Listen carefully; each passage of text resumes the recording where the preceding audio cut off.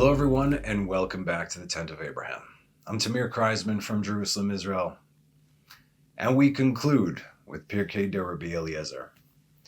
This is the last part of chapter 54. This is the epilogue, and this one's called Chutes and Ladders. Hallelu et Adonai kol goyim, shabechu kol haomim, ki gavar alenu chasdo ve'emet Adonai le'olam hallelujah.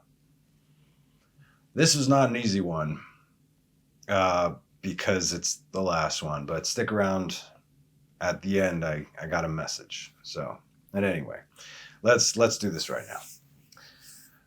Rabbi says, furthermore, they spoke evil speech about the Holy One, blessed be He, as they said from Numbers 21:5, the people spoke against God and against Moses. Why have you brought us up out of Egypt to die in the desert? For there is no bread and no water, and we are disgusted with this rotten bread. V'nafshenu katza balechem haklokal. What did the Holy One, blessed be He, do? What did He do to them? He sent against them fiery serpents, which bit and killed them, as it is said in Numbers 21:6. The Lord sent against the people the venomous snakes, and they bit the people, and many people of Israel died. Moses saw the pain and trouble of Israel, and he arose and prayed on their behalf. The Holy One, blessed be He, said to him, Moses, make for you a serpent of copper like that serpent which spoke slander between Adam and his helpmate and lifted up on a pole. Let every man who has been bitten direct his heart to his Father who is in heaven, and let him gaze at the serpent, and he will be healed. Moses made a serpent of copper and set up on a high place, and every man who had been bitten turned his heart to his Father who is in heaven and gazed at that serpent. Immediately he became restored to health. As said in Numbers 21:9, Moses made a copper snake and put it on a pole, and whenever a snake bit a man, he would gaze upon the copper snake and live.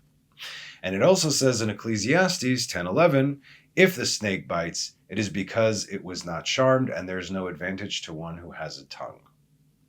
Now, that's what Pirkei de Rabbi Eliezer says. So we need a backstory for this, because this is the last teaching. We're in the last section of the final chapter, and I ain't going out like that. So here's what you don't know, or here's what you should know in any case. God does not judge us based on our worst moments. This is also very timely as we are entering Yom Kippur.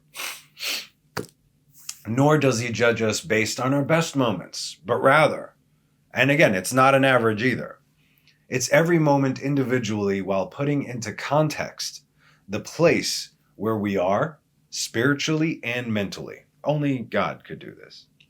God never removed our merits in order to remove our demerits, because God wants us to pay. He wants to pay us in full value of the mitzvot that we do.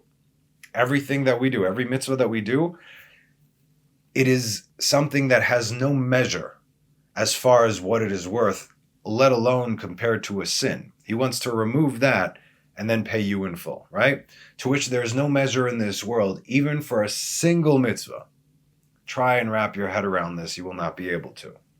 Now, walk with me. Slaves were taken out of Egypt, and all they had known was death and destruction, torture, futility, shame, hopelessness.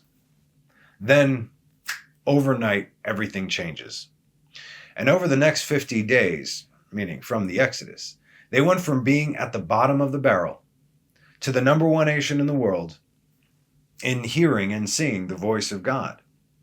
Overnight, the responsibility of this new reality was not an easy thing to adjust to, since these are not normal circumstances. No other nation went through this.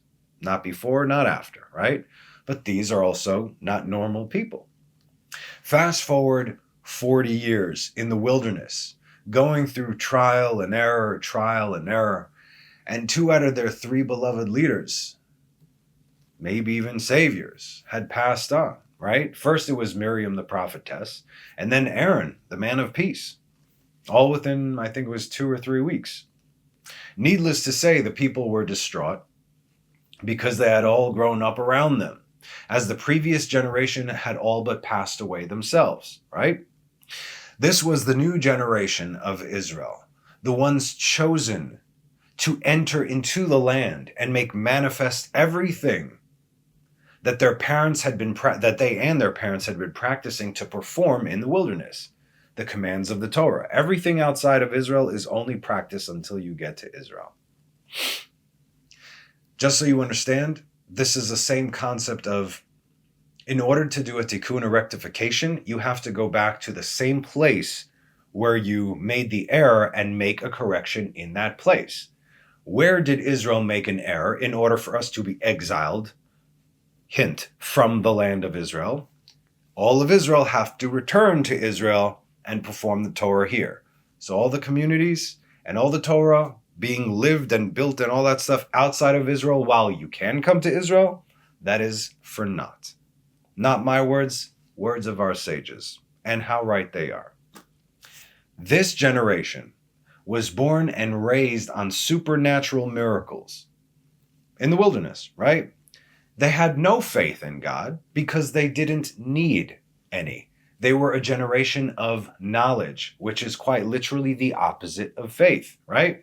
All these miracles, this was their reality. It's all they knew. How is knowing the opposite of faith? Because once you know, you don't need to believe. I believe you. No, now I know. You don't need to believe. That's what this is. That was a generation of de'ah, do de'ah. We now are a generation of faith that is going to become once again the generation of knowledge. And this is the final cycle and circle. So, where do you guys get your water from? Rivers, streams, and lakes, right? That's where everybody gets it. But that's crazy. Where do you get yours from? We get it from a rock. It keeps following us around, shoots out this incredible, clear, crystal clear drinking water. And yeah, it's always there for us. Okay, where do you get your food from? I mean, we have to work, till the ground, and, wait for rain and everything. Yeah, we get it from heaven, from beneath the throne of God. Duh. It's a different generation. So, you see what I mean? Now, if that's what you were born into, and that's all you know, once you see something different, anything less than that kind of standard of living, something new to you, be it inferior in every way, you're still curious, at least, right? What's going on? And our natural inclination is that the grass is always greener. Okay, so so this is different. Maybe not as good, but different. Let me see what's going on over there. So Miriam dies, their water ceases. Then 4 months later, Aaron, he passes, and with him, their protection, the clouds of glory, they begin to disperse. These clouds specifically protected them from Amalek and from everything, right? Amalek, who attacked them after the splitting of the sea and before the receiving of the Torah on Mount Sinai. Amalek, who threw themselves at the outside of the clouds of glory, burning themselves alive just to make a point, just to try and get to Israel. I will kill myself just to harm you. That's a psychopath. Who does that? Our friendly neighbors today, right? So it's one thing after the next for Israel at this point. And then after everything, then they get attacked. Numbers 21:11, it says, the Canaanite king of Arad, who lived in the south, heard that Israel had come by the route of the spies, and he waged war against Israel and took from them a captive. Now, how do we know this was Amalek? Numbers 13:29, when the spies took their route. He knew this. He found this out, right? According to the account of the spies, the Amalekites dwell where? In the southland. This is the king of Arad who lived in the south. They are one and the same. Now, if you see trouble after trouble after trouble coming upon Israel, meaning you guys, me, anybody, when you see this happening, when they haven't done anything wrong, okay? Not talking about today necessarily, but let's say back then, when they haven't done anything wrong, you know that this is not to punish or correct, but rather to test. Okay? And why do we get tested if not for the sake of getting us to a new level? God made Abraham king of the world. And before that happened, he was required to give up his son. And he had 9 other extreme tests, trials before that, right? To get to that point. God made Joseph the king of the world.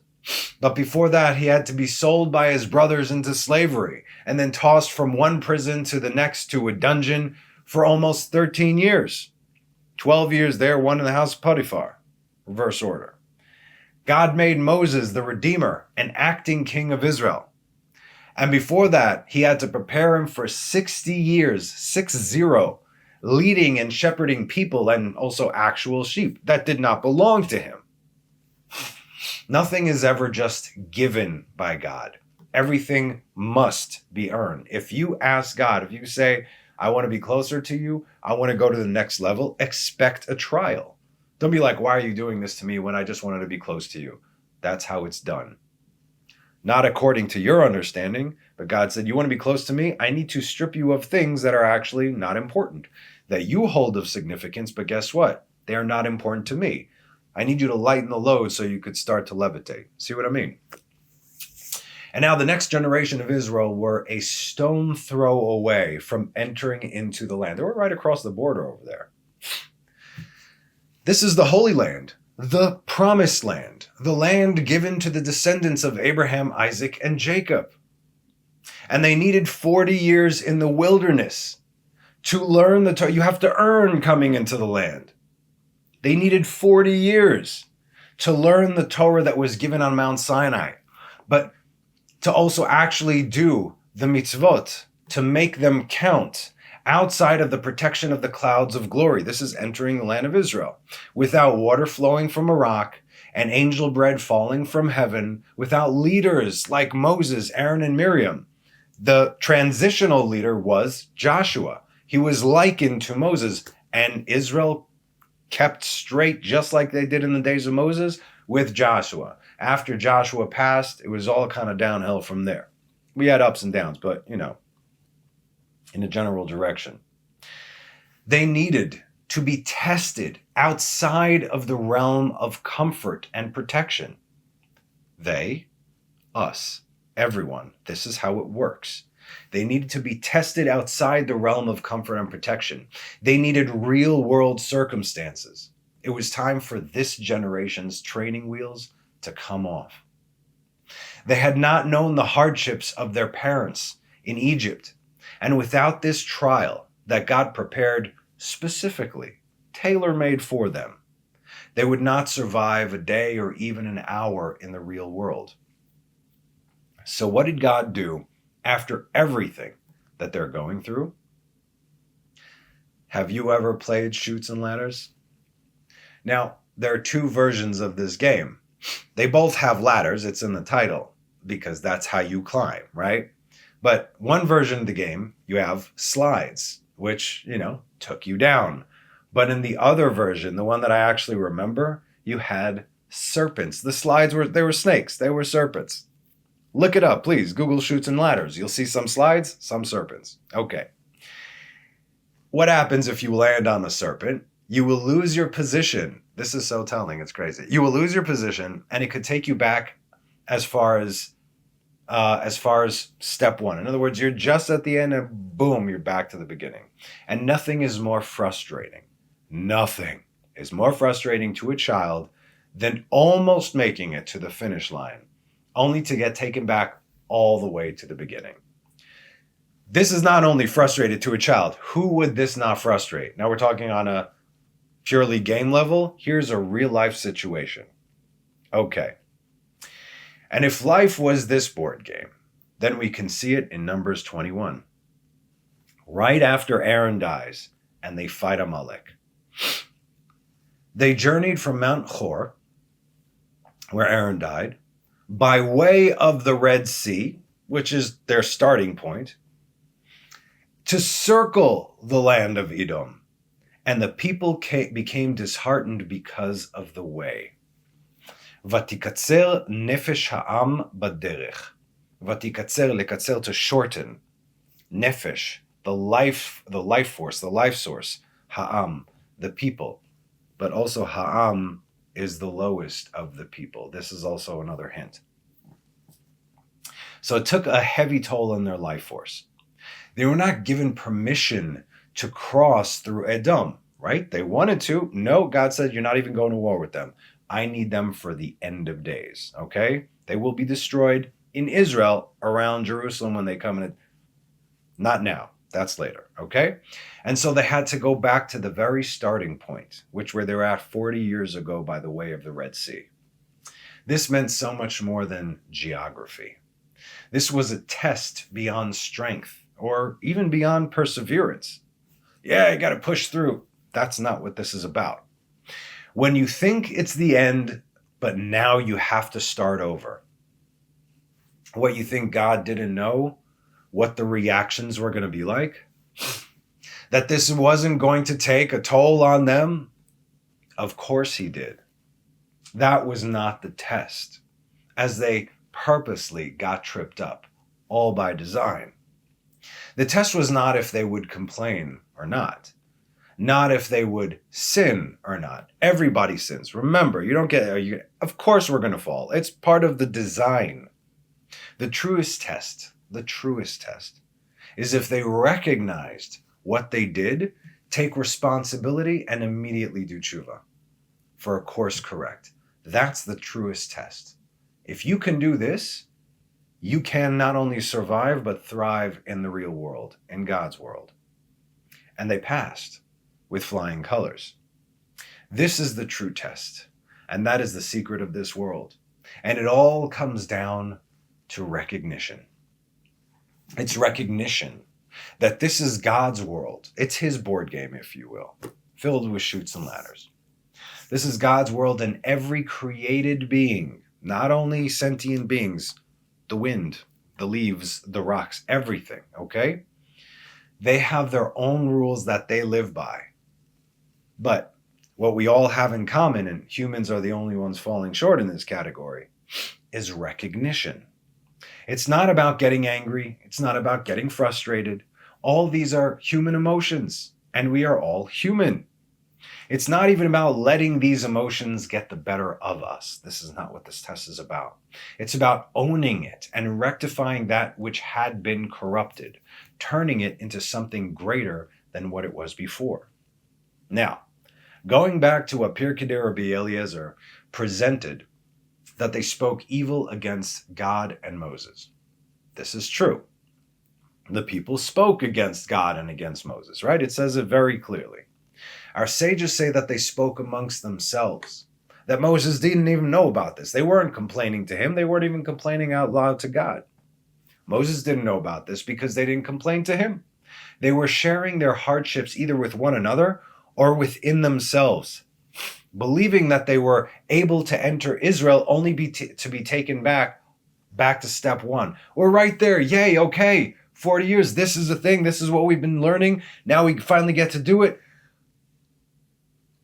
Miriam dies. Aaron dies. Amalek is attacking. Now we got to go back to the beginning? Whose sails would not be depleted if you were going through this? Of course. This would get a reaction from any human being. And this is why it was a trip up. And it was because of that moment that God wanted to teach his beloved son Israel what they did so they could recognize and come correct. He gave them an opportunity. He didn't do for them. No one does for you, okay? Not in this religion. In other religions, sure, everybody does everything for. That's not the way God works. The Lord sent against the people the venomous snakes, Nechashim HaSeraphim, we'll get into that, and they bit the people, and many people of Israel died. From the day Israel set foot into this desert, we've learned that it was the most brutal and unforgiving environment in the world. No one went there. You go there, you may as well die, right? It was said that a man could not survive there even for 1 hour. If the blazing hot sun wouldn't kill you by day, if you went there by night, it would be the freezing cold temperatures. Not to mention the massive serpents and scorpions that this desert was famous for. Not these tiny little things. We're talking about from 3,500 years ago. Massive snakes and scorpions and all kinds of other creatures, right?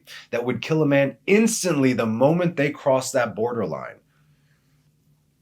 God created the world according to borders and boundaries. They stayed there. They did not go where they did not need to go. The moment you went into their domain, that's on you, kid. But Israel saw once they entered that the serpents and the scorpions had actually submitted to them the moment they entered, and then they fled from them for 40 years until this day. And that's when they knew that they had erred. Did they all err? What does the text say? Vayamat Amrav Me'Israel, translated as many people of Israel died. Amrav, this very well could be the Erev Rav, the chief instigators, the ones who perhaps looked like Israel externally, as we have them today, but their souls come from a place of rot. Instigators, causing everybody else to fall. Very smart, very cunning, kind of like a serpent. And they are the ones who died. Nevertheless, Israel took responsibility for this action, just as they did for the golden calf. We know that it was the Erev Rav who instigated, the Erev Rav who gave Yanis and Yambres, Bilam's sons, right? Witchcraft and everything. And out of all of Israel, over 5 million people, 3,000, their heart turned to the golden calf. 3,000. And they were all killed, obviously. But for that, 5 million plus people have to suffer? Yes, because we're Israel. You see? God doesn't want 99.9%. He wants 100%. All the fat's going to be trimmed. Just as it was, so it will be. So, they took responsibility for this, just like with the golden calf, coming to Moses of their own volition, on their own volition, and informing him as to what took place, because he didn't know. The people came to Moses and said, "We have sinned, for we have spoken against the Lord and against you." You did what now? Why'd you what? Not for his own sake, right? Pray to the Lord that he remove the snakes from us.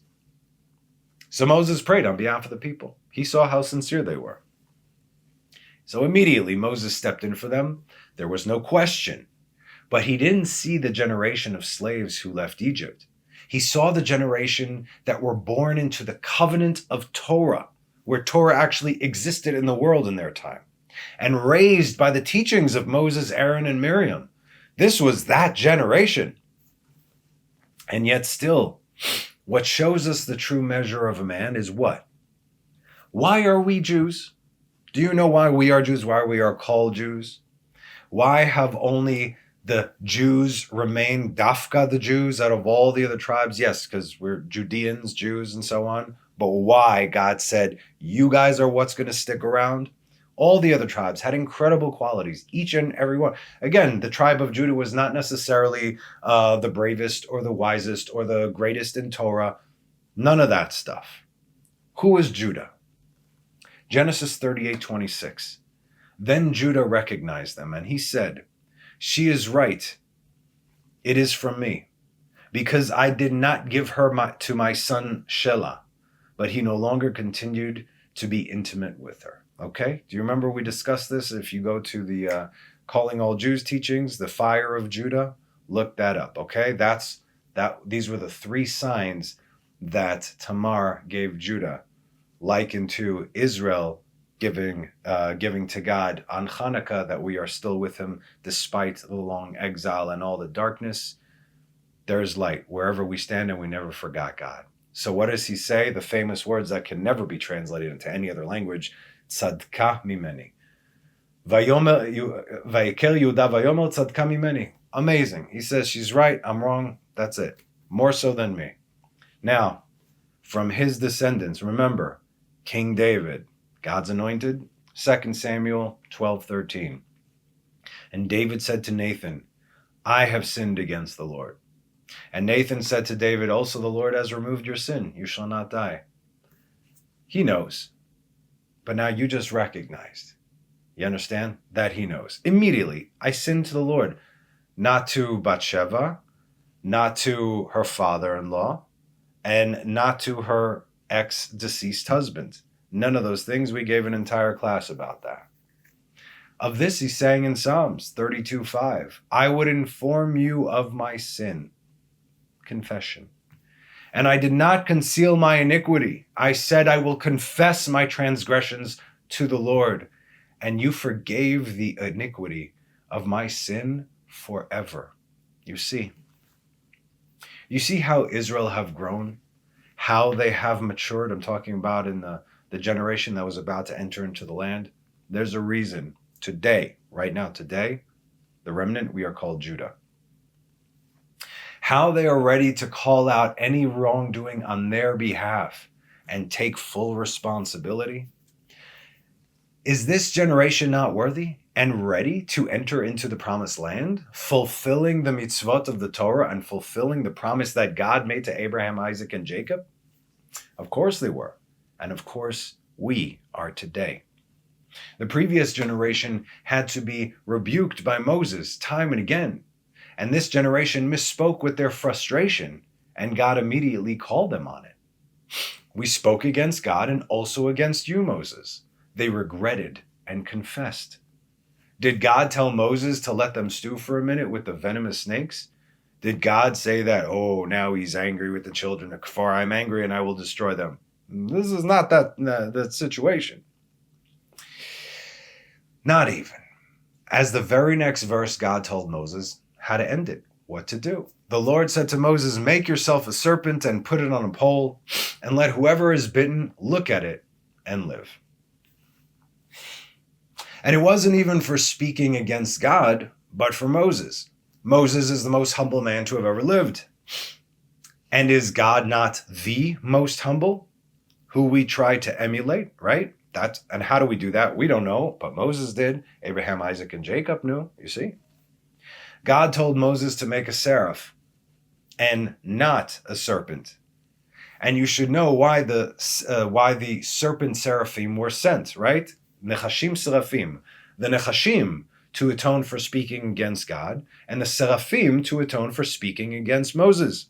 And God forwent his own insult and told Moses, make for yourself, meaning for the fact that they insulted you, a seraph so they could heal. I'm fine, don't worry about me.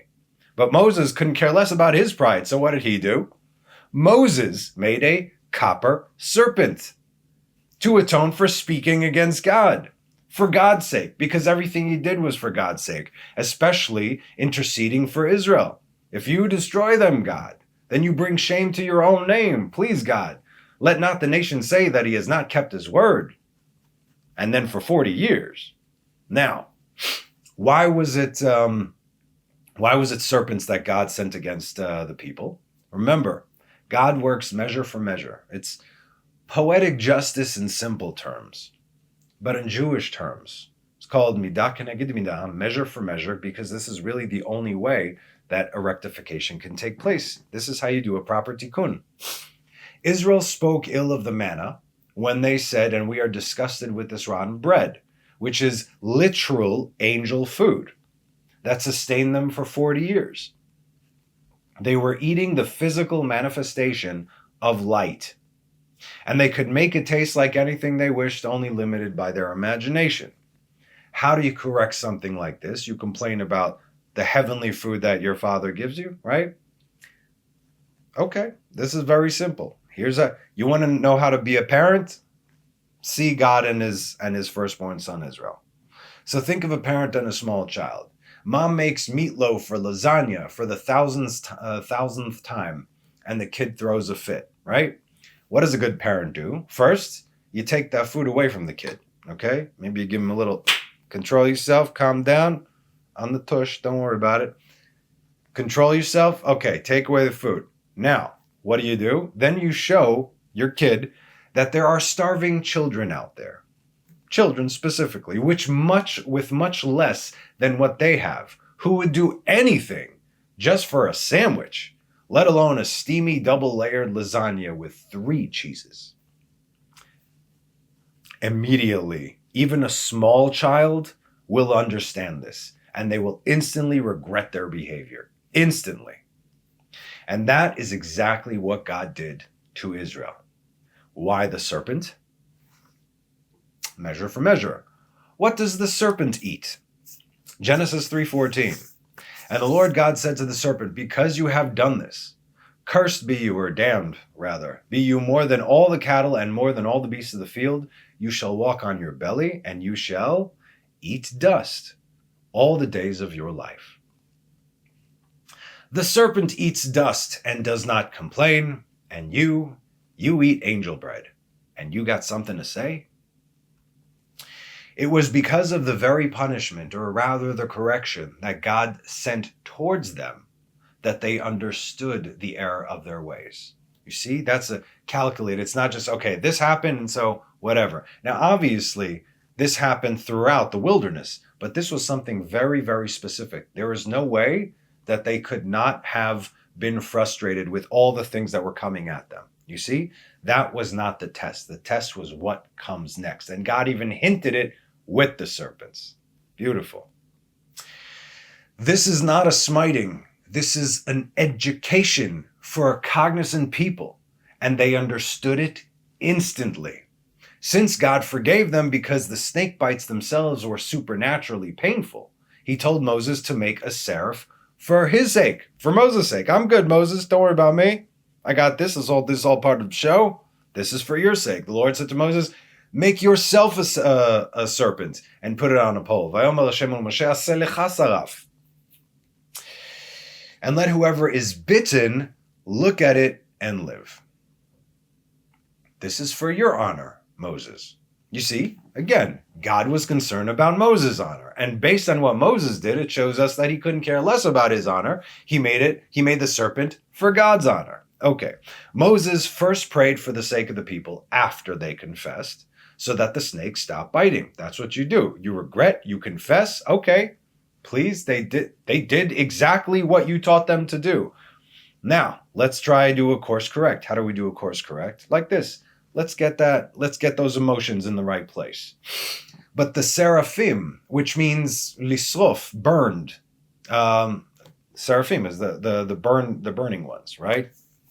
Referring to the venom of the snakes, were burning Israel from within, both physically and spiritually. Because again, if a perversion or corruption had been done, it doesn't only land with the person. We are a microcosm of all of creation.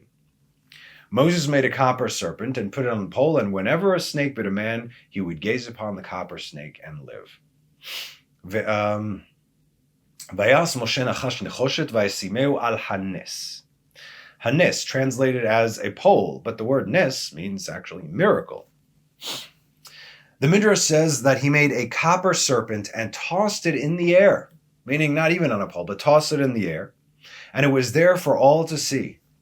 And they had to raise their eyes in order to see it, reminding them who is doing this miracle. In other words, where does everything come from?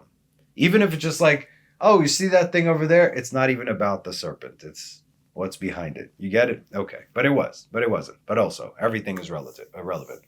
Reminding them who is doing this miracle, who sent the serpents to begin with, who fed them the manna, who gave them water from the rock, who protected them with the clouds of glory. And even more importantly, showing them that God desires the tshuva of even the wickedest of men, and how much more so from his beloved firstborn son Israel.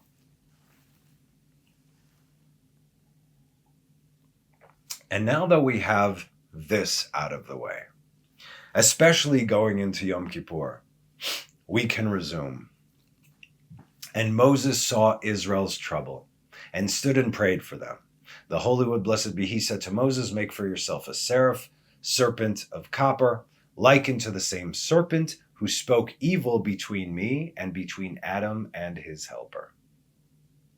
The Hebrew says, Kemin oto nachash shehilshin beini uben Adam ve'ozro. I need you to right now make an image-ish of the serpent of old. Did anyone know exactly what the serpent of old looked like? I mean, maybe they did. Today, we don't exactly know. What is the word hilshin? Hilshin, spoke evil, spoke about, spoke against, spoke behind one's back. It's all one word, which comes from the word tongue, lashon, lehalshin. God continued and said, and place it on a high place. And every Adam, it says, every man. But you got to understand what is being said here as far as a direct reference between the missed opportunity in the Garden of Eden and this generation about to enter into the Garden of Eden. Both that generation and this generation. Yes, Adam does mean man. And yes, it also is the name of the first man. It's interchangeable, but in many places it means exactly what it means. And unfortunately, when you translate it, you get the general idea, but you miss all the important details. But Israel are the only people called Adam, not any of the nations, as said at the end of Ezekiel chapter 34. And I shall establish for them a plantation of renown, and they will no longer be hidden because of hunger in the land, and they will no longer bear the disgrace of the nations. And they will know that I, the Lord, their God, am with them, and they are my people, the house of Israel, says the Lord God. And you are my flocks, the flocks of my pasture. You are Adam. Adam atem. It says, you are man. Yeah, everyone. Adam atem. Israel, you are Adam. And I am your God, says the Lord God.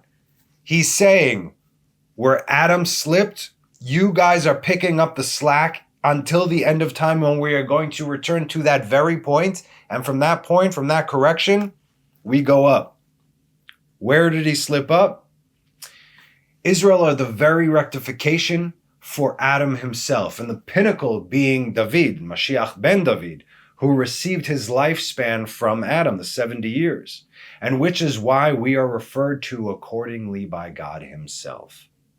This incident in the wilderness, perfectly set up by God, was an incredible correction and rectification opportunity for the sake not only of Israel, but the world. When Israel succeeds, the world succeeds. When Israel falls, this happens. So again, listen to the message. The Holy One, blessed be he, said to Moses, make for yourself a serpent of copper, likened to the same serpent who spoke evil between me and between Adam and his helper. And place it on a high place, so that every Adam that has been bitten and turns his heart to his heavenly Father and looks upon that same serpent, meaning not only the copper image, but all that it represents, he will immediately be healed. As said in Ecclesiastes 10:11, if the snake bites, it is because it was not charmed, and there is no advantage to one who has a tongue. Lehalshin. Rabbi Meir says, if a doctor, Rofeh, visits one whom a serpent has bitten and heals him, verily will goodness be shown to this one, right? Does God not promise to heal us? Is he not our physician, Rofenu? Of course he is, as said in Exodus 15:26. ויאמר אם שמוע תשמע לקול אדוני אלוהיך, והישר בעיניו תעשה, והאזנת למצוותיו ושמרת כל חוקיו, כל המחלה אשר שמתי במצרים, לא אשים עליך, כי אני אדוני רופאך. And he said, if you hearken to the voice of the Lord your God, and if you do what is proper in his eyes, and if you listen closely to his commandments and observe all his statutes, all the sickness, the illness that I have visited upon Egypt, they got it all. I will not visit upon you, for I, the Lord, am your physician. Rofecha, it says heal you. Lerapot, el narafanala, right? God is our doctor. All these things. And again, you'll say, well, they sinned. Sure, sinning is part of the design of this world. It's what you do after that counts, and they did it. And that includes if you slip up and repent, which is why tshuva was created, so that the world could stand. That's the whole point. Rabbi Yossi says if a man hires a zealous worker, and when he discharges him, should he give him his wages in full? What favor does that give him? But if he hires a lazy workman, when he discharges him, should he give him his wages in full? Verily, he is giving him real favor. So said Solomon. Before the Holy One, blessed be he, Master of the universe, we are all lazy workers. Said Solomon, temple, peace on earth, Mashiach ben David, he said, we are all lazy workers. And yet, God, you still pay us and give us our wages in full and heal us. Naturally, all will honor and bless you, said the wisest of all men. There are so many lessons to learn from this text, but let's focus on what is relevant for us now in this fateful year, on this fateful day. Though Adam sinned in the Garden of Eden, that was not his true test. It's what comes after. And remember, we have to come back to the Garden of Eden in order to rectify what was broken over there. Where is the Garden of Eden? We're in it right now. Jerusalem is the terrestrial Garden of Eden. We can't see it. It is hidden from us. But my fellow Jews, you are encouraged to come before you can't. Instead of shifting the blame, did you eat from the tree after I told you not to eat? Hey, take it easy. The woman that you gave me, it's on you, it's on her, right? Instead of shifting the blame to the woman and to God, if Adam would have said, yeah, I did it. I went against your word. And I instantly regret it. I am so sorry. Please, Father, help me correct the error of my ways. Not only would he not have been expelled from the Garden of Eden, but he would have completed the rectification of the world from that point on. Everything we're doing right now is going back to that point, and we can get back to that point. Now, as the Day of Atonement is upon the Jewish people, that will be tomorrow, the very remnant of those who stood at the foot of Mount Sinai after the sin of the golden calf, we lift our eyes to our Father in heaven and say before him, Chatanu lefanecha, rachem aleinu. We have sinned before you. Have mercy upon us. No one can come before God and say, have you seen all the things I've done? Do you know what I did? How much stuck I did, and how much this I did, and that I did, and all these things that you don't even, not even, do not. Chatanu lefanecha, rachem aleinu. That's what this day is about. That's what everything is about. On this day, we were the ones, on this day on Yom Kippur, we were the ones who initiated the fast from the night before, when Moses was up there on that mountain. We were fasting for every single day. During the day, we ate during the night. But from the last day when we knew that he was coming back, we were fasting that 25 hours to, God forbid, not miss Moses' return with the second tablets. And it was because we were already fasting that God recognized our remorse, our shame, our yearning, and our heart's desire. And then he made it a fast day already because we chose it. And that is when he said in Leviticus 16:30, for on this day he shall effect atonement for you to cleanse you. Before the Lord you shall be cleansed from all your sins. On this day, we were given a second chance at life. Torah is life. A second chance to do our job and rectify the world. On this day, we received the second tablets. It might not have been the revelation that we wanted, not with the first tablets, but the world was very different from before and after. But it was a perfect revelation for the state of the world and what it would become. The weight of the world had been placed upon the shoulders of the least of all the nations in the form of Torah. And through thick and thin, trial and error, for better and worse, we have carried out our task to the best of our abilities. And that is only because God has carried us. Recognize your Father. He never left you. Come back to him already so we could finish this. Thus concludes our teaching, our chapter, our book, and series of Pirkei Rabbi Eliezer. aka Rabbi Eliezer the Great. We began this journey with Pirkei de Rabbi Eliezer in the holy month of Nisan 2022. If you go back to the first teaching, see exactly when it was. Shortly before Passover.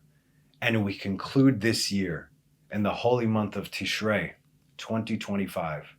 24 hours before Yom Kippur, exactly 3.5 years later. Honestly, I didn't want this series to end. I've learned so much on so many levels. This wisdom from this book has been giving me so much understanding of Torah and the world, unlike anything else. And it all came from this boy, Eliezer, who wanted nothing more in this world than the ability to understand and learn Torah. Listen to those first couple of chapters.